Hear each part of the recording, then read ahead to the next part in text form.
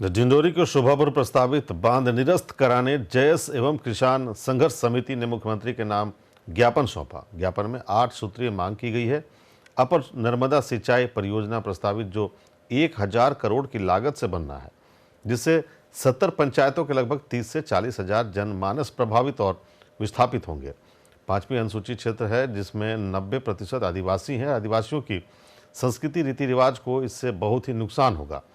अन्य बिंदु के अंतर्गत अनुच्छेद 244 5वीं अनुसूची को अंगीकृत करने के उद्देश्य से पेशा कानून 1996 बनाया गया, जिसमें मध्य प्रदेश के नवंबर 2022 में लागू किया गया।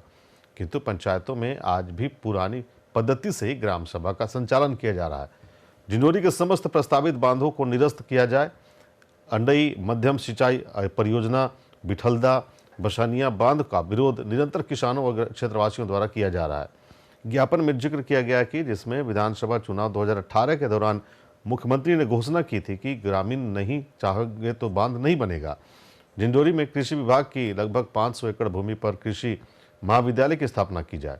पिछले कई दशक से नक्सल प्रभावित घोषित समस्त थानों को नक्सल मुक्त घोषित किया जाए, क्योंकि विगत कई दशक से कोई भी नक्सल मूवमेंट या घटना करंजिया, समनापुर, बजाग थानांतर्गत नहीं घटी है। जिला अस्पतालों में सभी विभागों के विशेषज्ञों की भर्ती की जाए और अनुसूचित जाति क्षेत्र डिंडोरी जिले में संचालित समस्त खदानों को ग्राम सभा के नियंत्रण में किया जाए। हमने मांग यही रखी है कि सबसे पहले संविधान का पालन हो। सरकार से भी आग्रह किए हमने कि संविधान के द्वारा आपके द्वारा जो कानून बनाया गया है विधानसभा में लोकसभा में उसका पालन नहीं हो।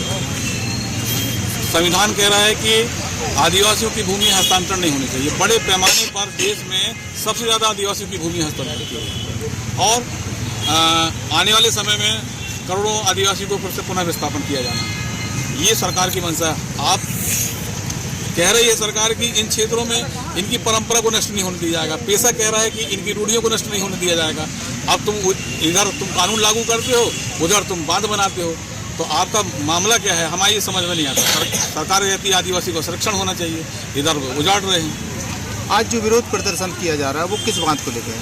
ये अपर नर्मदा बांध शोभापुर, अपर नर्मदा बांध शोभापुर को लेकर के साथ में हमने उन मांगों को इसलिए रखा है क्योंकि राघोपुर है अभी ये पावर प्रोजेक्ट है अपने मरवारी बहन वाले, और इसी नर्मदा जी पर नीचे बसनिया बांध मंडला में बन रहा है।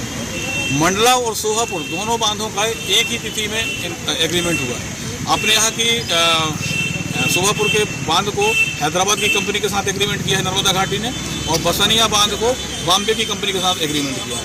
अब जो कंपनी को ठेका मिल गया है स्वाभाविक है वो काम पे आएगी।